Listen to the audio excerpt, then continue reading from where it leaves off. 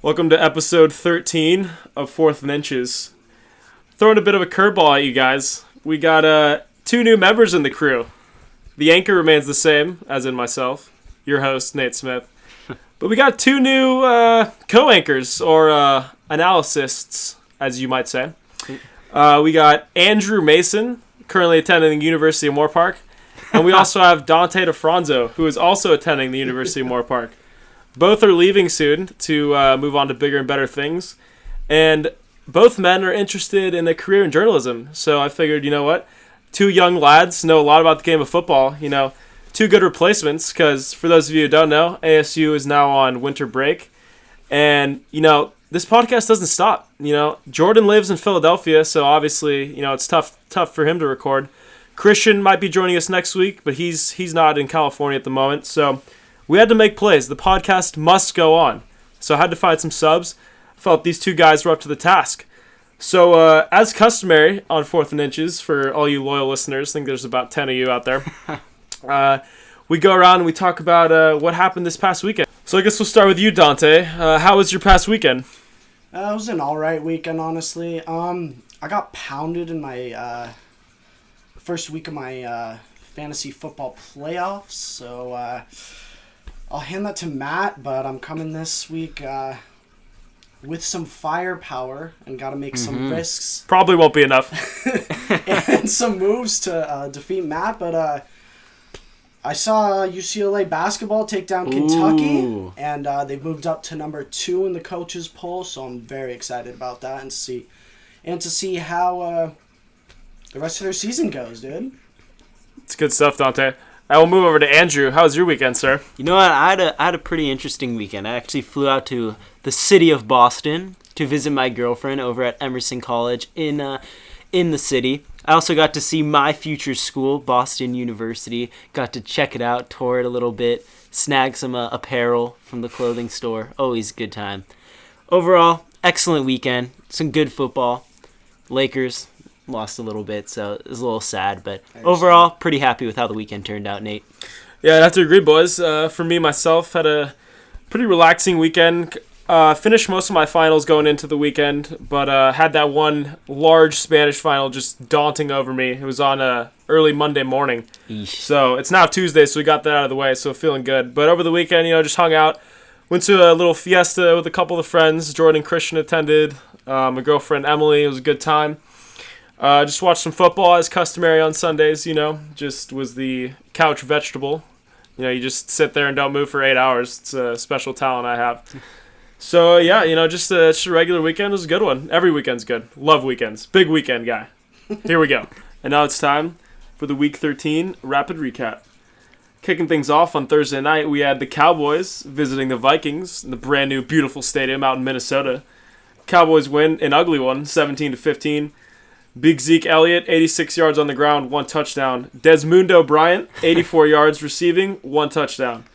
Lions at Saints. Lions won this one in blowout fashion, 28-13. Stafford balled out, 341 yards, 2 touchdowns through the air. Golden Tate, 145 yards receiving, and 1 touchdown. Rams at Patriots. Patriots win this one, 26-10. Brady, 269 yards, 1 touchdown. LeGarrette Blount, 88 yards on the ground and a score. Broncos at Jaguars in probably the ugliest game of the week. Broncos win this one by a score of 20-10. Demaryius Thomas, 6 receptions for 61 yards. And Devontae Booker added a score on the ground. Texans at Packers. Snow game. Packers won this one, 21-13. Aaron Rodgers, 209 yards, 2 touchdowns. Jordy Nelson, 118 yards, 1 touchdown. Eagles at Bengals. Cincy demolishes Philadelphia 32-14. Andy Dalton, the Red Rocket, 332 yards, 2 touchdowns. Goat. Brandon LaFell, 95 yards receiving, 1 score. Dolphins at Ravens. Ravens blew out the Finns 38-6. The Flacco Fling with 381 yards and 4 tubbies. Unreal. Dennis Pitta, 90 yards receiving, 2 touchdowns. 49ers at Bears. Another snow game. Bears won this one, 26-6. Matt Barkley, 192 yards through the air. Jordan Howard, 117 yards on the ground and 3 scores. Giants at Steelers. Steelers won this one by a score of 24-14. Big Ben, 289 yards, 2 touchdowns through the air. Le'Veon Bell added 118 yards on the ground. Panthers at Seahawks. Seahawks blew them out 40-17. Russell Wilson, 277 yards, 1 touchdown. Thomas Rawls tore it up, 106 yards and 2 touchdowns on the ground. Finishing off, we had Monday Night Football. Colts at the Jets. Colts wallop New York 41-10. Andrew Luck, 278 yards and 4 touchdowns. T.Y. Hilton finished with 146 yards receiving. And that's your Week 13 rapid recap. First game we're going to talk about here today was probably the best game of the weekend, in my opinion. We had the Kansas City Chiefs sitting at 9-3. Well, now they're sitting at 9-3. They were sitting at 8-3 previously. Go to the Atlanta Falcons to play the NFC South leader. This one ended up being a 1-point contest. Chiefs won it by a score of 29-28. Alex Smith finished with 270 yards through the air, 1 touchdown, no picks. Matt Ryan had 297 yards, 1 touchdown, 1 pick. Travis Kelce reeled in 8 balls for 140 yards, quite a day by the tight end. Julio Jones, 7 receptions for 113 yards. I think it can't be argued, though, that the main impact player of this game was definitely Eric Berry. 2 interceptions, 1 for a touchdown, the other for 2 points, which stopped Atlanta from taking the lead and gave the Chiefs the lead. So, Andrew, what do we know about Eric Berry? You know what? Something that sticks out to me about Eric Berry is really amplified by Sunday's game was just his Kobe-like clutch performances down the stretch. With just over 4.5 to go in the fourth quarter, intercepting that 2-point conversion and taking it back nearly 100 yards to the house for his 3rd interception on the season. He got his 2nd earlier in the game. That's just those kind of plays. You know, NFL is a make-it-play kind of league, and you're not going to win any games without some players stepping up like Eric Berry did on Sunday, Nate. Definitely agree there.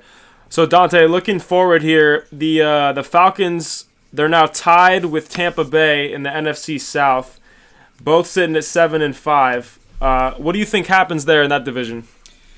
Honestly, I believe the Bucs are going to keep making this huge run, and I just believe the Falcons don't have a good enough defense to propel them into the playoffs because they just honestly have no pass rush, and their secondary is absolutely horrible. And Jameis Winston's playing absolutely fantastic in the recent... That guy can play. Recent 4 games, but just wanted to say Eric Berry is... he had a very emotional game. After his 2 picks, he... actually, it was one of his picks. He went over into the stands and gave it to his mom, and I just thought it was very emotional. I thought it was very heartfelt, and I just thought it was great. So yeah, for those who don't know, this was Eric Berry's first return to Atlanta. He was diagnosed with cancer last year, and so it was his first time back in Atlanta being healthy. So it was his hometown, very emotional for him. Andrew, keeping in this game here with these teams, the Kansas City Chiefs now sit at 9-3. 1 game back of the Oakland Raiders, and they meet this Thursday night. What can you tell us on what you think will happen there? You know what? As much as I love the Chiefs, Oaktown, they're a team you don't want to mess with. And it's about time that they're finally starting to see some success. They've been a somewhat poor franchise for some time, and I know the players, the staff, and especially the fans, they're the hungriest team, hungriest franchise in the league right now. I really don't see someone like the Chiefs ending their run.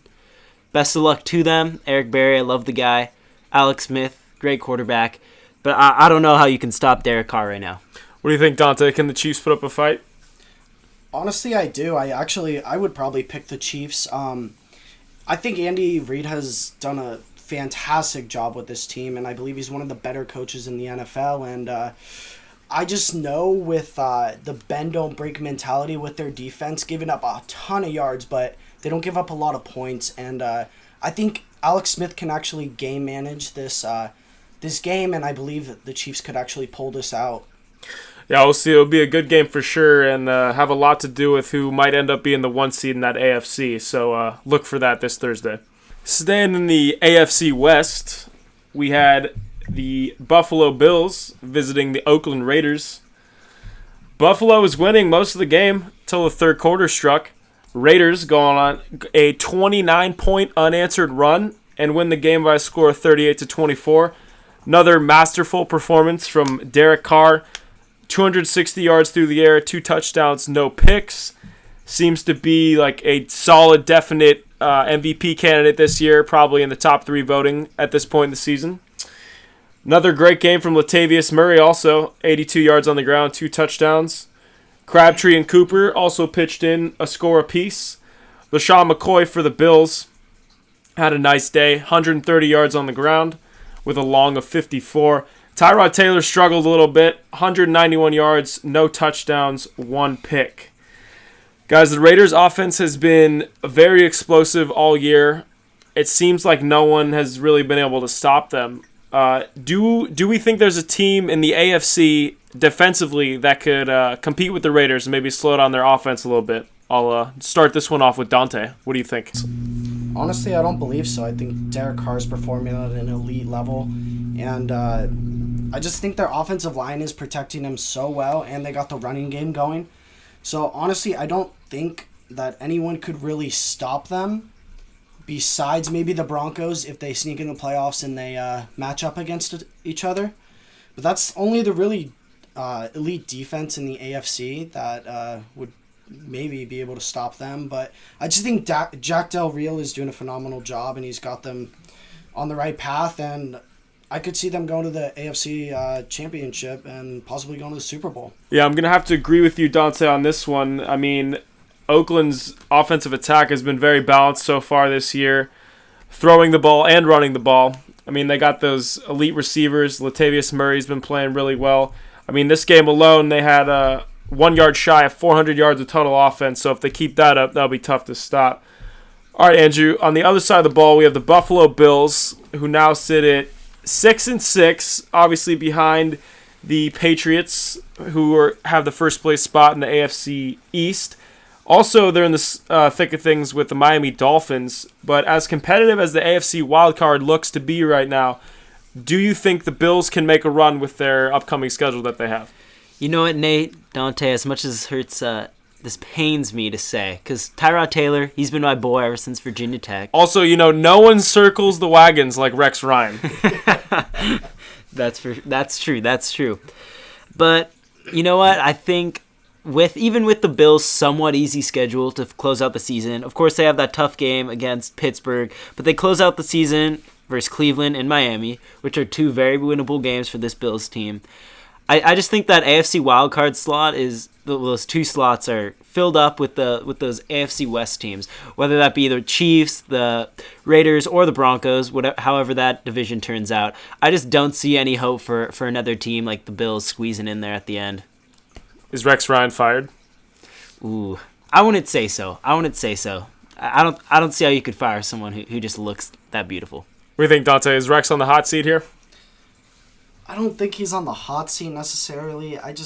He finds ways to find these jobs, and it's like Mike D'Antoni in the NBA. He's a big motivator guy. Yeah. Yeah, no, exactly. He continues to keep his job, just like Jeff Fisher. Huh. I think there might be a little theme there. Rex Ryan, Jeff Fisher, maybe they're hanging out together. Just 2 guys who don't win a lot, but they sure keep their jobs. Another thing to keep an eye on for next season. We'll see if they both seem to go 500 again. Also, quick little stay woke.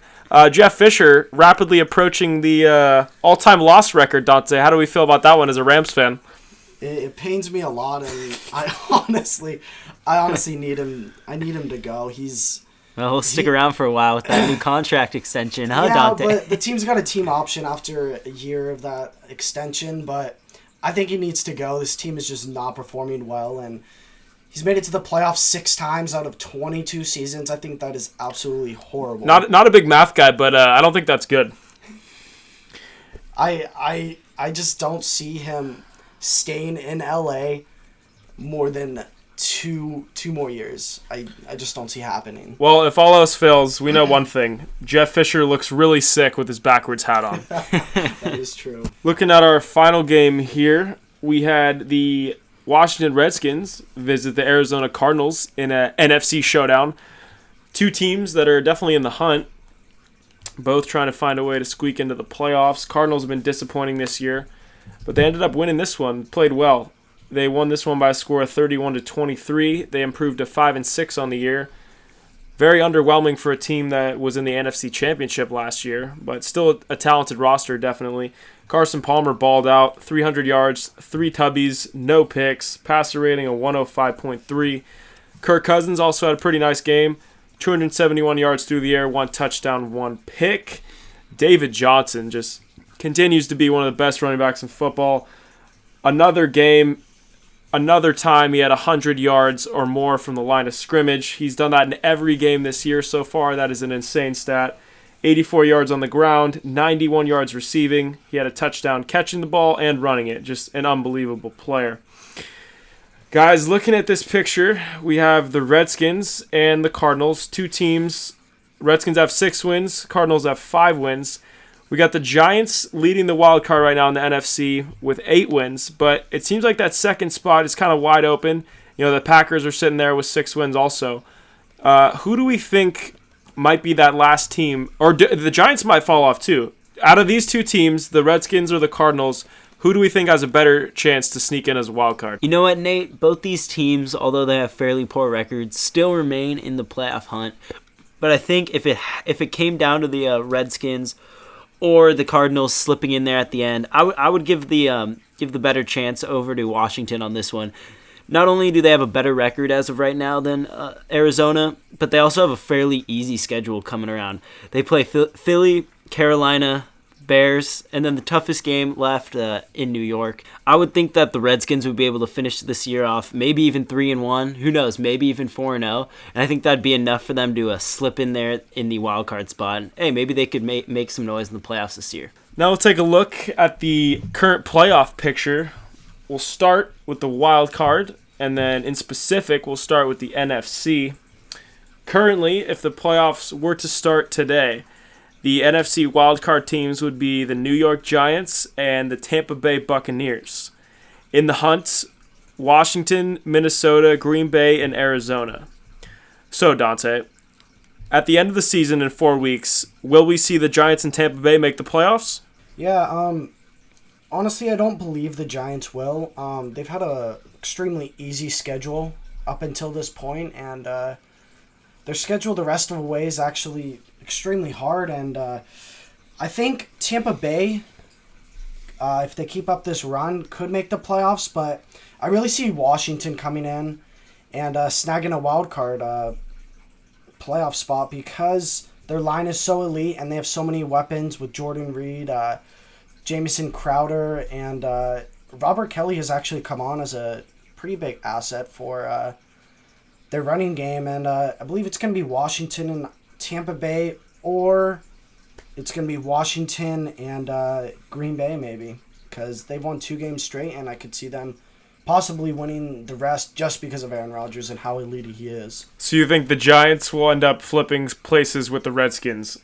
Yeah, completely. I just don't see them winning at least 3 of their rest games. Do you think Atlanta will hold on to the NFC South lead?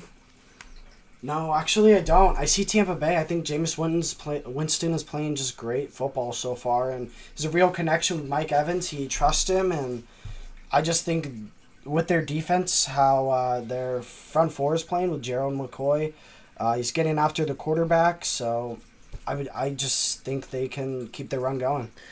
Yeah, the tail end of that NFC East between the 6th team and the 9th team is sure going to be interesting, especially with Green Bay sitting at 6-6 also.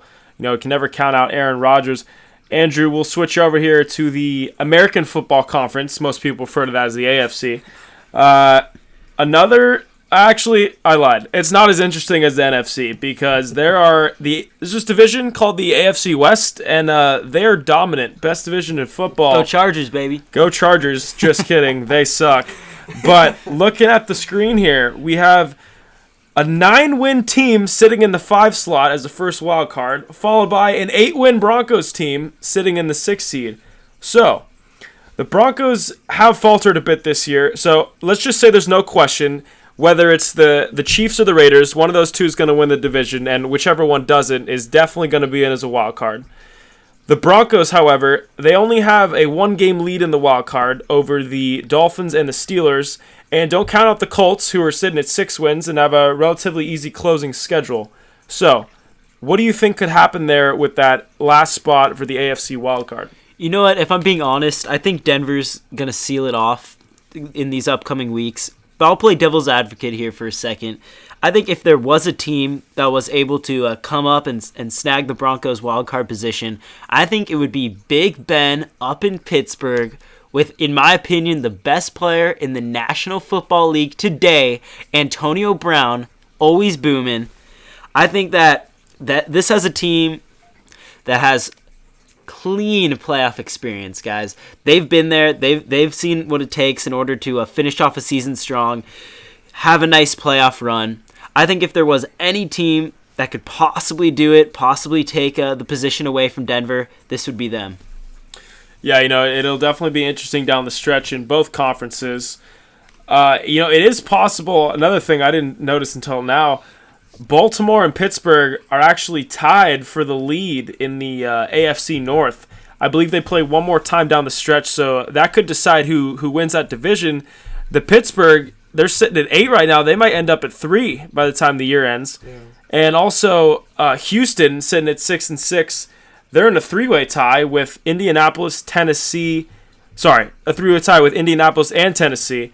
So a lot of shakeups could be coming in the AFC. And Nate, speaking of shakeups here, I'm looking at this playoff picture, and something we can't leave out is the San Diego Chargers have a chance. They're not eliminated from the wild card. Phillip Rivers, that's my boy. For those who don't know, I'm a Charger fan. And I'm going to remain with some high hopes for this Chargers team. Unlikely, but hey, you never know. It's possible, Dante. Honestly, that is ridiculous. In this AFC playoff picture, I actually believe Pittsburgh's actually going to win their division, and I believe Baltimore just won't have a good enough record to win that wild card spot. So I believe actually Denver holds them off just because of their defense and how elite they actually are. Their quarterback situation is very shaky, and I just think I don't think Trevor Siemian is that bad to derail that defense. He's not that bad, but he's not that good. I mean, in a league where it's so dependent on quarterback play, I just don't know if the Broncos have enough offensive firepower to just remain in that wild card spot. Because they have a really good defense, but they're not as good as they were last year defensively. And just the offensive production is just horrible. I mean, C.J. Anderson out for the year. Booker, his replacement, has been absolutely terrible, gaining something like 2 yards a carry. And then Siemian, most Broncos fans don't even trust Siemian. Can't trust the Dolphins. They're not going to get it. So, yeah, it's looking like, in my opinion, I think it's either going to be the Steelers if they don't win their division. But if they do win their division, it becomes interesting between the Ravens and the Colts. If the Colts win out, they'll end up making that 6th slot in the AFC wildcard. But let's just play devil's advocate here again. If the Colts squeak into the playoffs, is there any way they can make a first-round upset? No, not a chance. You don't believe in Andrew Luck? Come on, man. I do. I actually think he's one of the most underrated quarterbacks in this league just because of how awful his team is and how awful that defense is. And he has to literally carry his team to victories. But I just think in the playoffs you need a defense, and you can't outscore people even if you have the great Andrew Luck. I agree with you, Dante. I think Andrew Luck, he's something special. We can all agree on that. But I don't know if that roster has enough weapons to really make a move here in the AFC playoffs. I'm not going to buy it. So I'm going to agree with Dante here and just say no on the Colts. Well, it should be fun for sure. These next 4 weeks will tell us a lot about who will enter the playoffs. Seems like momentum is a very important part of the playoff picture, so should be fun to watch here in the coming weeks. Now for a little fun segment, we're going to throw a little predictions around about the championship games, which will take place in mid-January. We'll do the AFC and the NFC. I'll start with you, Andrew. Let's start with the AFC championship game. What is your prediction? Ooh, AFC Championship game. To be honest, although I'm a Charger fan, I want to see the Raiders have some success, and I honestly believe that will happen this playoffs. I don't know if they can win this AFC Championship game because I believe it's going to be taking place in Foxborough against Tom Brady and the New England Patriots. That's going to be an awesome game to watch, and I'm pumped for the Raiders. I really hope they do well, but I don't see too much hope when it comes to beating New England, defeating that offense. I know Gronk is probably going to be out for the season, but Tom Brady, he can make anyone a weapon. And yeah, like I said, I think it's going to be Raiders, Patriots. Patriots are going to take this one. Hopefully some NFC team can come up big in the Super Bowl and take another ring from them. Because I really, I know Cree is a fan, but I don't want to see the Patriots win this year. I'm a little sick of it. Yeah, screw the Patriots. All right, Dante, what do you got? Yeah. Damn it! Just keep talking.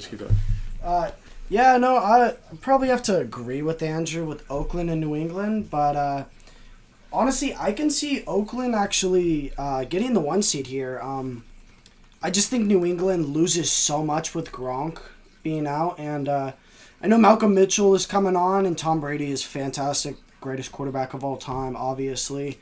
But I just think... I think he's kind of average. All right, well, that's your opinion. I don't know if you heard of Peyton Manning, but okay. No, but I just think Oakland is on a roll, and Jack Del Rio has just got them playing so fantastic, and I think they can get the 1 seed. I don't know if they beat New England in the playoffs, but it'd definitely be a shootout there, and actually I would probably take New England to... Either way, it's a home game for Tom Brady. Born in NorCal. If they play in Oakland, hey, that's his hometown. I mean, San Francisco, but Tom Brady, he's going to be rolling no matter what. Yeah, I'm going to have to take Dante's side on this one. I think Oakland does end up getting the 1 seed. I think the Gronk injury, it's going to take the Patriots maybe a couple games to adjust offensively. I think they might drop a couple games to close out the season here.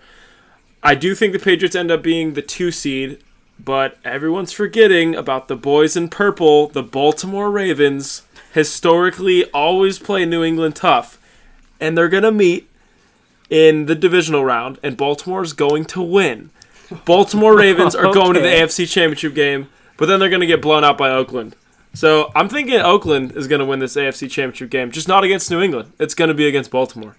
I think there's absolutely no way that happens. It's just a gut feeling, I don't see Flacco Fling pulling that off. Flacco Fling is amazing in the playoffs. Baltimore just doesn't have enough firepower on the offensive They end. exude firepower. You can just tell that team's charisma, that team's momentum has just completely fallen off the cliff ever since that Ray Lewis devastating retirement.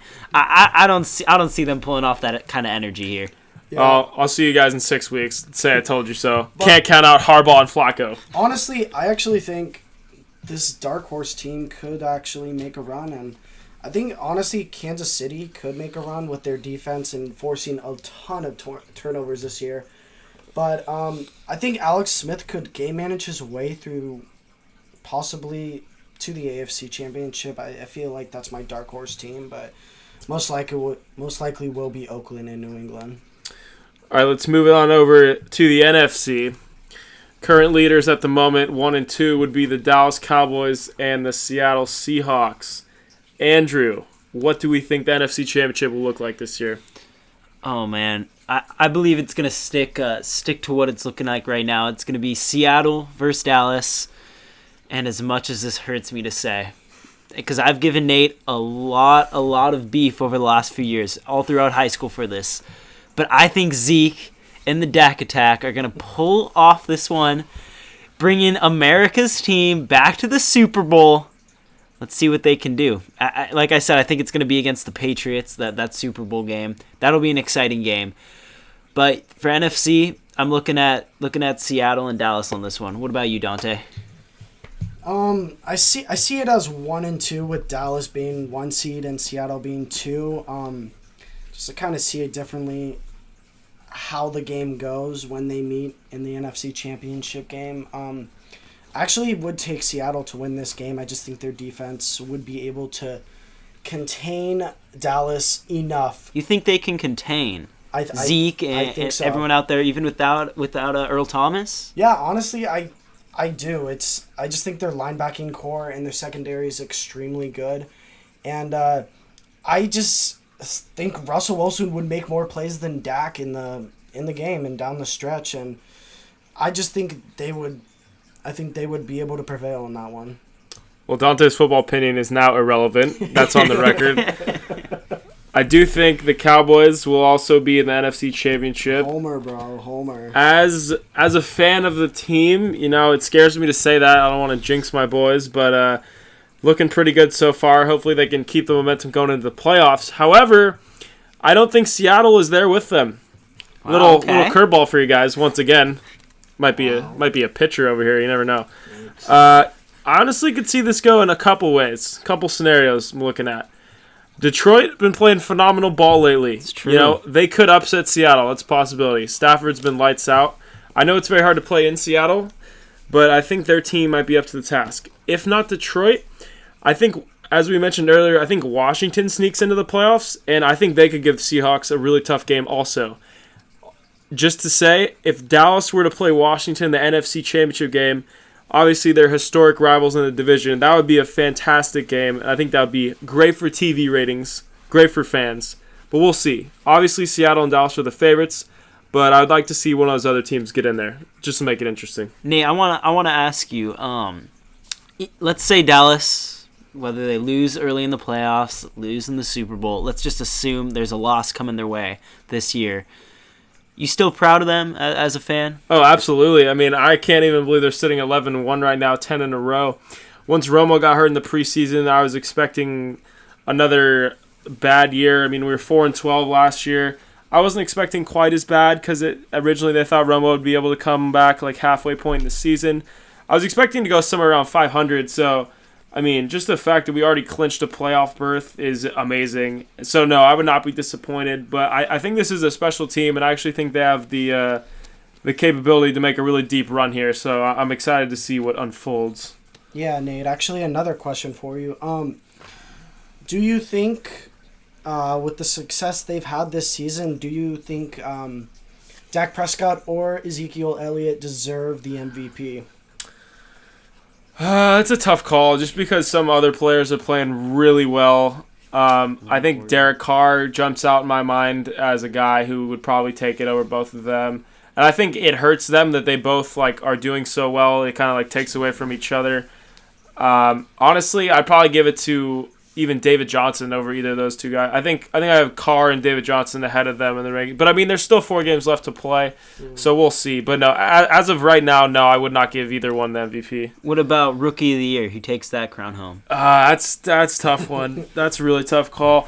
I think you have to default to the quarterback though, because no other position is as important in the NFL. And for a rookie, even though he might not have the best numbers as far as other young quarterbacks. For Dak Prescott to take this team to sitting at 11-1 record, first in the NFC, that's outstanding.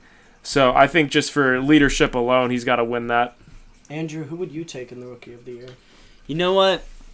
I know you were saying, I agree with you, Nate, in the fact that the quarterback is the most important position. But as a football fan for 10 plus years here, I have never seen a performance quite like Ezekiel Elliott in this rookie season. I really feel like he's done things that have shaken the league up a little more than Dak. And I believe that when it comes down to it, assuming none of them get the MVP, I believe that Zeke deserves the trophy a little bit more. Can't argue with either one, both having phenomenal years, that's for sure. As we wrap up here, our last segment is going to be 3 teams who are absolutely terrible and what they can do to improve next year. I'll start it off with the Tri-City Chicago Bears. Monsters of the Midway at one point. Boasted a very good defense. Now they're horrible. Sitting at 3-9, the Bears have had definitely a disappointing season. Cutler's been hurt. I think that starts their solution, though. They got to get rid of Cutler. He's 33, has a huge contract. I think going into next year, got to get rid of Jay Cutler. Either draft a quarterback this draft or the next draft. The defense has actually been kind of a strong suit for them this year. I mean, they're a bad team, but the defense has been all right. They rank middle of the pack. I think they're 14th or 15th overall. They got a couple good young players, highlighted by Leonard Floyd, the rookie out of Georgia. He's an outstanding player, linebacker for them. He got hurt, though, so, I mean, their season's just been a disaster. I do think John Fox is a good coach. If they can either draft a quarterback or possibly trade for one, sign one, Tony Romo maybe, never know. They can also maybe sign a couple free agents defensively. I think they can get back to being competitive because that division, the NFC North, doesn't really have any great teams. So I think if they can make just a couple minor changes, I really think they're closer than people think to at least a 500 record. So that's my take on the Chicago Bears. Andrew, who's your team? This is a team that I know we've been trying to avoid on this episode because I don't know if we can really take this negative energy here. But the Cleveland Browns, Nate. As not really too much of a surprise, they've gone completely defeated this season, and most likely going to stay that way through all 16 games. Quarterback situation has been disgusting for the last 95 years, no different this season. RG3 going out in week 1, Cody Kessler stepping up. It's been rather poor in Cleveland, as we may say. Honestly, the best thing that Cleveland can do in this offseason is try to spend 100% of their energy talking to the NFL to try to get the marijuana abuse policy revoked or completely changed so they can re-sign Josh Gordon and have him finally do the dirty work that we know he can all do. The quarterback situation, I'm not even kidding here. They could use former ASU elite quarterback Mike Bercovici at this point. They should just completely clean out slate here. RG3, he...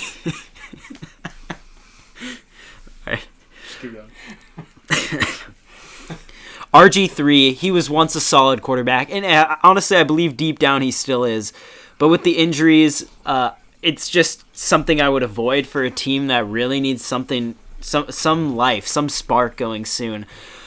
They hit it off this season, signing a former Raider quarterback, Terrell Pryor, who, of course, is playing in the wide receiver position.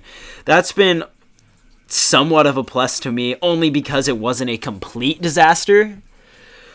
But going forth for the Browns, I think they need to make a huge roster change in a lot of key positions on both sides of the ball.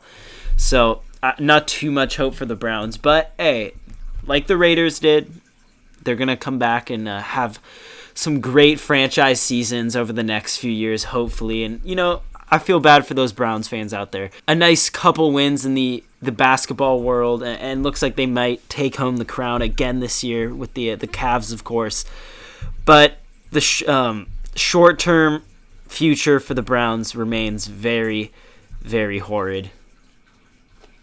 Yeah, I don't see that happening. I don't see the Browns doing anything like remotely good in the near future, probably long term.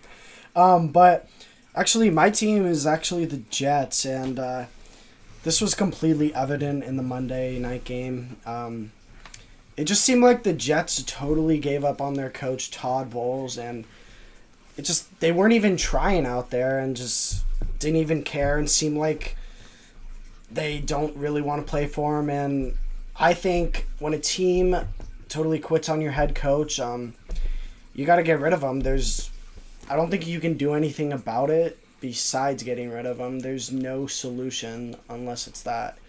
But looking here for the next 4 games, Bryce Petty will be starting for the Jets. And obviously Ryan Fitzpatrick is not the answer in New York. He's going to be out of there after this season. So we'll see what Bryce Petty has for these next 4 games, but I don't believe he's the answer either. And same with Christian Hackenberg, third stringer. I just think that their offense isn't going anywhere good, and also I think they might actually have to get rid of Darrelle Revis. He has a huge contract, and he's been getting burned this whole season, and I think he's honestly, I know this might sound kind of ridiculous, but I think he's kind of a little washed up. Maybe the Kobe virus right now. Yeah, the Jets got it. yeah, probably. But I mean, he's he's had a great career so far. Just not working out in New York, and he's making a ton of money. So I mean, I guess that's cool for him. But the Jets need to get rid of him. Pretty simple. It sounds like from our analysis, boys, I think that our good old friend up in Dallas, Tony Romo, might have some options next year, huh? In maybe Chicago, Cleveland. I hope not, just for his sake. Maybe even New York. It's gonna be interesting. Definitely. Honestly, another team to throw in the mix with their quarterback situation is also the Denver Broncos with Trevor Siemian and Paxton Lynch. I don't know if I don't think they're the answer, but Tony Romo could definitely step in, and as long as he's not injured, which is totally possible, could step in and actually make them a Super Bowl contender. And I have a lot of respect for Tony, especially with his speech that he gave out this season. But I definitely think that he can make the Denver Broncos extremely, extremely good. Yeah, as a lifelong Cowboy fan, love my boy Tony. Hope he can find a team that can use him. Hope he can stay healthy for at least a couple more years because he's a really good player when he's on the field. That just about does it for us. Episode 13. We had a great time. We hope you had a great time. Thanks for listening, and we'll see you next week.